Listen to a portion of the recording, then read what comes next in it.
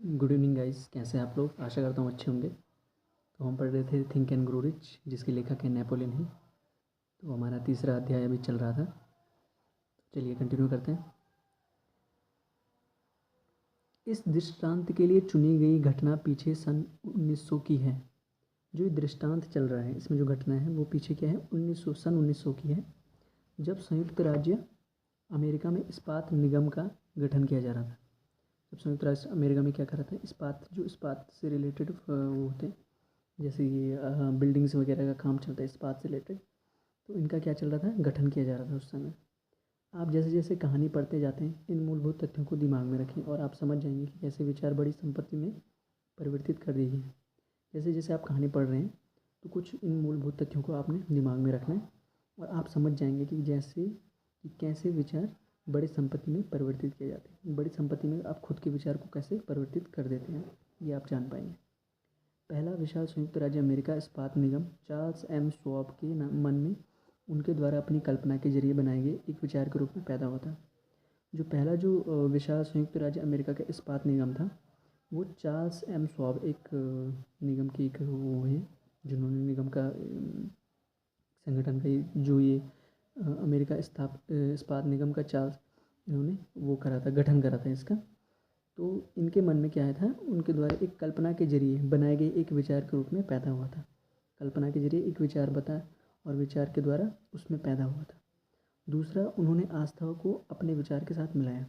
आस्था को क्या करा, अपने विचार के साथ मिक्स करा। तीसरा, उन्होंने अपने विचार को भौतिक और वित्तीय हकीकत में बदलने के लिए एक योजना तैयार की। जो तीसरा पॉइंट है, उन्होंने क्या करा, विचार को भौतिक और वित्तीय हकीकत में बदलने के लिए क्या करा, एक योजना तैयार की। चौथा है, उन्होंने विश्वविद्यालय के क्लब में प्रसिद्ध भाषण के साथ अपनी योजना को कार्यवाही में बदल दिया। उन्होंने क्या करा, विश्वविद्यालय के क्लब में प्रसिद्ध भाषण के साथ अपनी योजना को कार्यवाही में बदल दिया। पांचवा, उन्होंने आवेदन किया और दृढ़ता के साथ अपनी योजना को पूरा किया, और जब तक यह पूरी तरह से हो नहीं गया तब तक दृढ़ निर्णय के साथ इसका समर्थन किया। और पांचवा, उन्होंने क्या किया, उन्होंने आवेदन किया और दृढ़ता के साथ अपनी योजना को पूरा किया, और जब तक ये पूरी तरह से हो नहीं है तब तक उन्होंने क्या किया, दृढ़ता के साथ इसका समर्थन किया, इसका सपोर्ट किया। छठा, उसने सफलता की एक तीव्र इच्छा के द्वारा सफलता के लिए एक रास्ता तैयार किया। सफलता के लिए एक तीव्र इच्छा के साथ सफलता का अपना रास्ता तय किया। यदि आप उन लोगों में से हैं जिन्होंने अक्सर यह आश्चर्य किया है कि किस प्रकार से महान भाग्य लक्ष्मी जमा की जाती है, तो संयुक्त राज्य अमेरिका इस्पात निगम के सृजन की यह कहानी आपके लिए शिक्षाप्रद हो। यदि आप उन लोगों में से हैं जिन्होंने क्या करा है, अक्सर यह आश्चर्य किया है किस चीज़ का, कि किस प्रकार अपनी जो महान भाग्य लक्ष्मी है, जो भाग्य से लक्ष्मी मिलती है, उसको कैसे जमा किया जाता है, तो संयुक्त राज्य अमेरिका इस्पात निगम के सृजन की यह कहानी।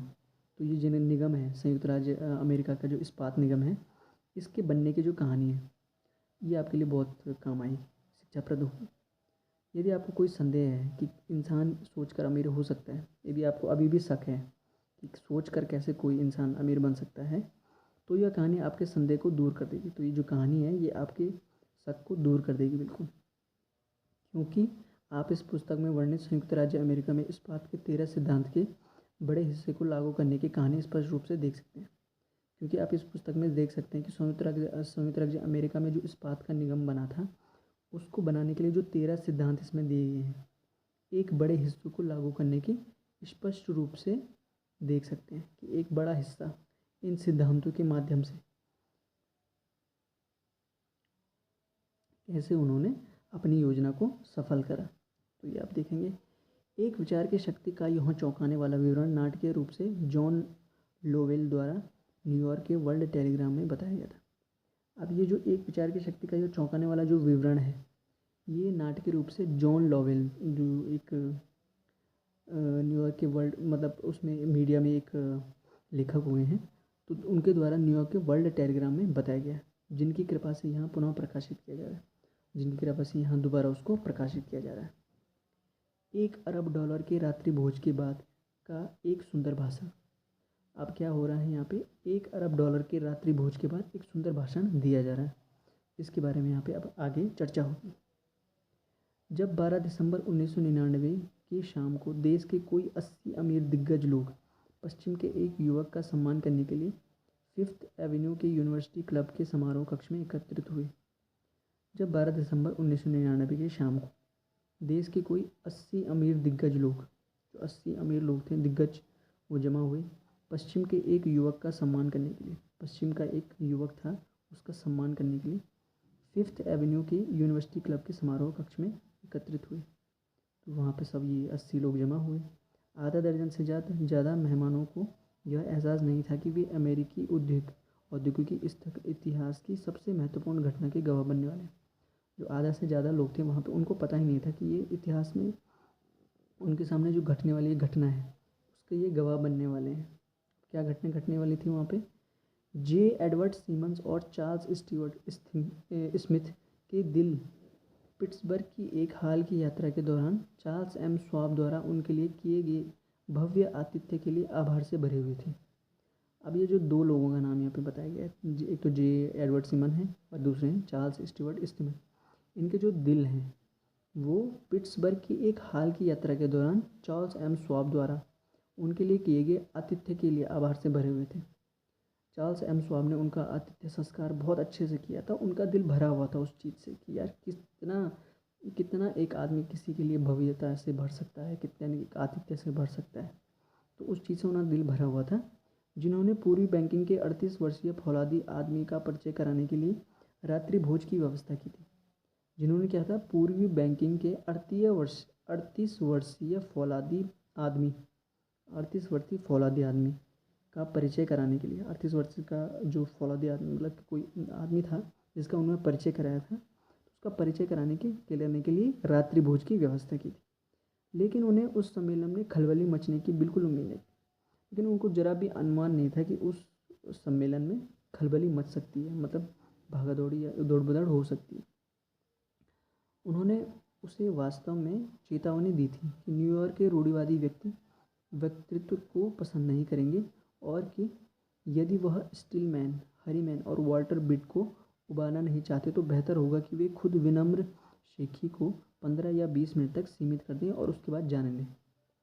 तो जो उनको पता नहीं था बिल्कुल भी खलबली मच सकती है, तो उसके बाद क्या हुआ कि उन्होंने उसे वास्तव में चेतावनी दी थी। उन्होंने उनको वास्तव में चेतावनी दी थी कि न्यूयॉर्क के रूढ़िवादी व्यक्ति, जो न्यूयॉर्क के रूढ़िवादी व्यक्ति हैं, वक्तृत्व मतलब बहुत सारा बोलना या बहुत सारा बोलचाल होता है, उसको पसंद नहीं करते हैं, वो चीज़ उनको पसंद नहीं आती।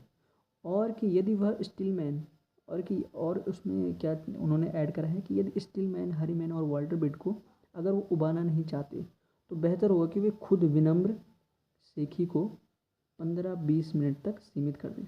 जो विनम्र शेखी चल रही है यहाँ पे, जनता का जो ये मतलब नाटक चल रहा है, तो उसको 15-20 मिनट तक सीमित कर दें और उसके बाद हमको जाने दें भाई, हमको ये सब चीज़ें पसंद नहीं है, उन्होंने साफ साफ कहा। यहाँ तक कि जॉन पियर पॉन्ट मॉर्गन, जो ये यहाँ पे लिखा हुए हैं, शाही प्रतिष्ठा के चलते श्वाब के दाएं ओर बैठे हुए थे। जो श्वाब थे वहाँ पे, तो उनके दाएं ओर पीटर पॉन्ट मॉर्गन बैठे हुए थे। केवल थोड़े समय के लिए अपनी उपस्थिति से भोज की मेज़ की शोभा बढ़ाना चाहते थे। थोड़ी सी टाइम के लिए उन्होंने भोज की मेज़ की शोभा बढ़ाने के लिए वहाँ पे बैठे हुए थे बस। जहाँ तक अब प्रेस और जनता का सवाल था, पूरा मामला इतने कम समय का था कि अगले दिन प्रिंट में यह अपने लिए कोई जगह नहीं बना पाया। जहाँ तक अब प्रेस की जनता का सवाल था, पूरा मामला इतने कम समय तक का कि अगले दिन प्रिंट में ना यह अपने लिए कोई जगह ही नहीं बना पाए, उन्होंने कोई भी जगह बना नहीं पाए। तो दो मेज़बान और उनके विशिष्ट अतिथियों ने सामान्यतः 7 या 8 तरह का भोजन अच्छी तरह से खा लिया। तो उनके जो दो मेज़बान थे, उन्होंने विशिष्ट तरीके से भोजन बना हुआ था वहाँ पे, सामान्यतः उन्होंने 7-8 तरह का भोजन अच्छी तरह से खा लिया, बिल्कुल अच्छे से। इस बीच में थोड़ी बहुत बातचीत हुई थी और जो भी हुई नियंत्रित कर ली गई। तो थोड़ी बहुत जो बातचीत हुई थी, तो जो भी हुई वो कंट्रोलेबल थी, टॉक मतलब कंट्रोल कर सकते, नियंत्रण में थी वो। कुछ एक बैंकरों और दलालों ने स्वाब से मुलाकात की थी, जिनका कैरियर मोनोंगा हेला के किनारे पर खिला था और कोई भी उसे अच्छी तरह नहीं जानता था। कुछ एक बैंकरों और दलालों ने क्या करा था? स्वाब से मुलाकात करी, जिनका कहना मोनोंगोला के किनारे पर खिला था, मतलब मोनोंगोला की एक जगह थी, वहाँ के किनारे पर उनका बिजनेस चलता होगा और कोई भी उसे अच्छी तरह नहीं जानता और कोई भी उनको अच्छी तरह नहीं जानता। लेकिन शाम समाप्त होने से पहले वे और उनके साथ मनी मास्टर का दिल चुराया जाना था। लेकिन शाम तक क्या होना था कि वे और उनके साथ मनी मास्टर का दिल चुराया जाना था और $1 अरब के बेबी संयुक्त राष्ट्र राज्य अमेरिका इस्पात की निगम की कल्पना की जानी थी। तो उनको क्या करना था कि उनका दिल चुराना था, मतलब उनको मनमोहित करना था और $1 अरब के बेबी संयुक्त राज्य अमेरिका इस्पात नियम की कल्पना की जानी थी। इसकी कल्पना उन्होंने करने था, इस बिजनेस के बारे में उन्होंने टॉक करनी थी उनके साथ। तो माने मेन पॉइंट ये था उनका बातचीत करने का।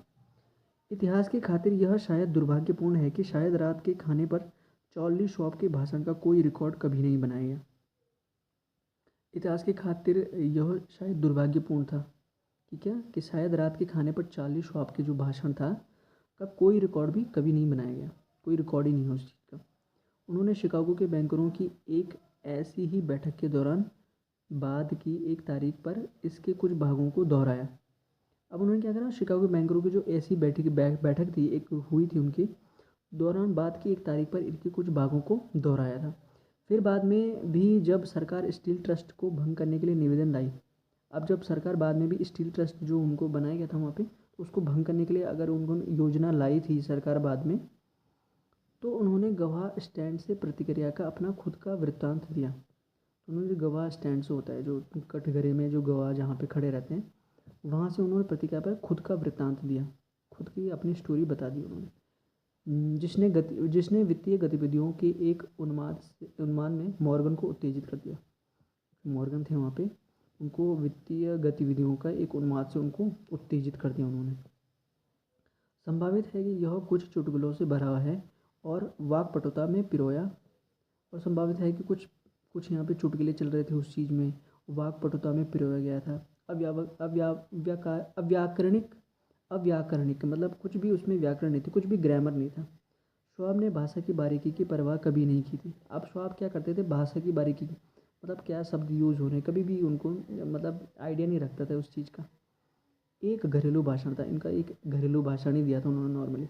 लेकिन इसके अलावा इसमें भोजन करने वालों द्वारा प्रस्तुत $5 बिलियन की अनुमति पूंजी पर एक बिजली उत्पन्न करने वाली शक्ति और प्रभाव था। लेकिन इसके अलावा उसमें क्या था, भोजन करने वाला द्वारा प्रस्तुत $5 बिलियन की जो डील थी, और बिजली उत्पन्न करने वाली शक्ति और प्रभाव था, और बिजली उत्पन्न करने वाली जो शक्ति थी और प्रभाव था, इतना कुछ उसमें इंक्लूड था उस चीज़ में।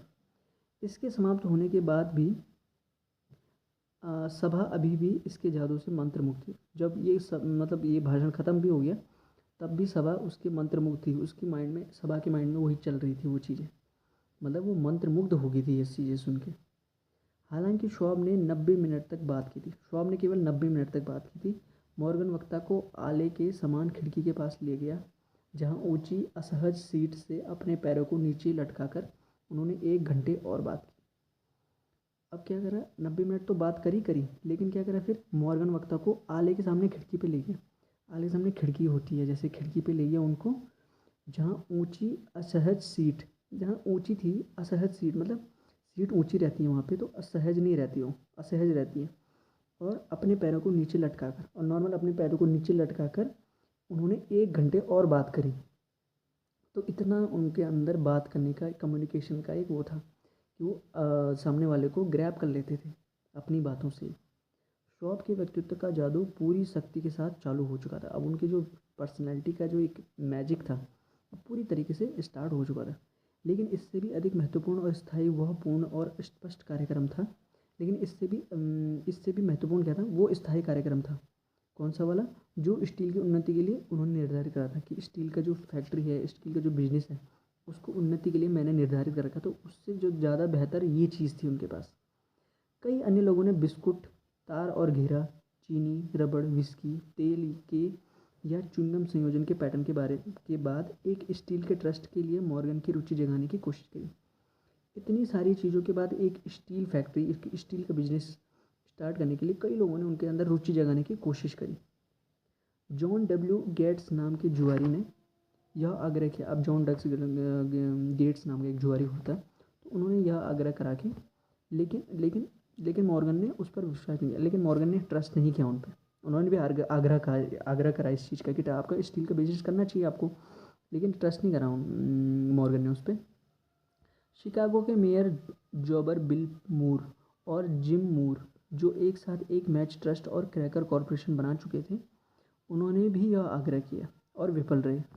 अब शिकागो के मेयर थे एक जॉ बिलपुर और जिम मूर, जो एक साथ मैच ट्रस्ट और क्रैकर कॉरपोरेशन बना चुके थे, पहले से उन्होंने बिजनेस अपना बना चुके थे। उन्होंने भी आग्रह किया लेकिन वो विफल रहे। दिखावटी देहाती वकील एल्बर्ट एच गैरी इसे बढ़ावा देना चाहता था, लेकिन वह इतना बड़ा नहीं था कि उसका प्रभावशाली हो सके। अब एक दिखावटी देहाती वकील भी था वहाँ पे एक, उसने भी कोशिश करी, उसने भी बढ़ावा देना चाहा उस चीज़ को, लेकिन वो इतना बड़ा नहीं था कि उसकी बातें वहाँ पे मायने रखें, तो वो भी प्रभावशाली था। जब तक श्वाब की वाकपटुता जेबी मॉर्गन को उन ऊंचाइयों पर नहीं लेगी, जब तक श्वाब ने उनको वो नहीं किया, जब तक श्वाब ने आग्रह नहीं किया मॉर्गन को कि उन ऊंचाइयों पर नहीं लेगी जिससे वो अभी तक के सबसे साहसी वित्तीय उपक्रम के ठोस परिणामों की कल्पना कर सकते हैं, तो फिर लास्ट में क्या करा, श्वाब ने उनके साथ बात करी, जो पर्सनैलिटी का मैजिक वाला था ना, श्वाब ने उनके साथ बात करी और तब जाके क्या करा, परियोजना उनके कल्पना कर सकता था, वहाँ तक उनको इमेजिनेशन कराया उन्होंने। परियोजना को पैसा कमाने के आसान बेसुध सपने के रूप में देखा गया। तो ये जो पैसा, परियोजना को पैसा कमाने का एक आसान और बेसुध सपने के रूप में देखा गया। तो thank you so much guys, आज के लिए इतना ही। आशा करता हूँ आज का लेक्चर आपको पसंद आया होगा। तो thank you so much, good night.